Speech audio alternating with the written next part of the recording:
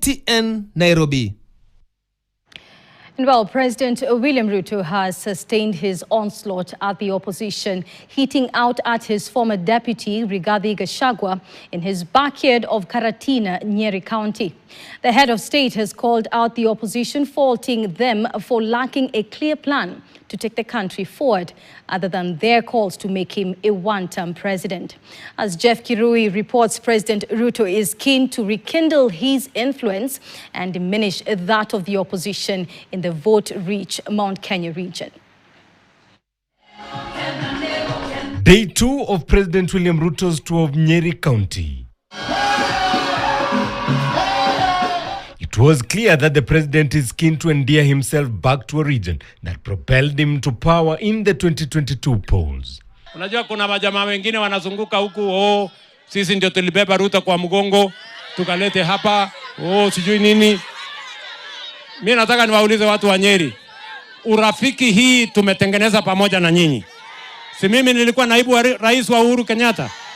Si nilikuja hapa mara nyingi? Uhuru Kenyatta akiwa amenituma. Sisi tukajenga urafiki. Na urafiki hiyo italetwa kasheshe na mtu mmoja? Hapana, ikae namna hiyo. And being in Nyeri, specifically Karatina in Madira, Rigathi Gachagua's backyard, President Ruto went bare knuckle on his former deputy, who has made it clear that his political plan is to craft a formula to deny the Ruto administration another term in office. Since his ouster in October 2024, Gachagua has dedicated his time and politics to deconstruct the Ruto administration. Mambo bado. Hawa watu nitawashughulikia. Hawa. Wanafikiri ya kwamba wanaweza kuimba hapa Kasongo sijui ni one time nini ati wanitishe. Ruto seizing the moment to fire salvos at the united opposition, including Wiper leader Kalonzo Musyoka, who has come out to criticize the empowerment projects rolled out by the Kenya Kwanza administration, terming them an elaborate scheme by the regime to bribe its way to power. Sasa wewe na unasema ati hiyo sijui 20,000 sijui 50,000 itasaidia vijana na nini? Ati ni pesa kidogo. Let me read for them a verse. Zakaria 4:10 inasema, do not despise humble beginnings. Hakuna pesa kidogo, hakuna pesa nyingi. Pesa ni vile utatunza.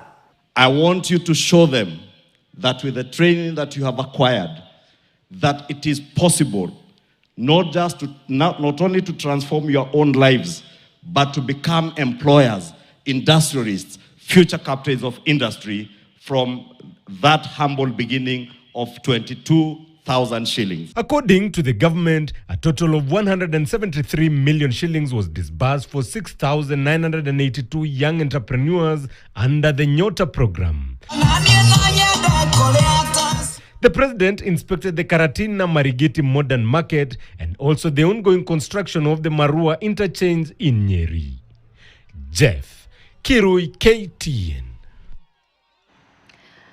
Now, the surge in cases of political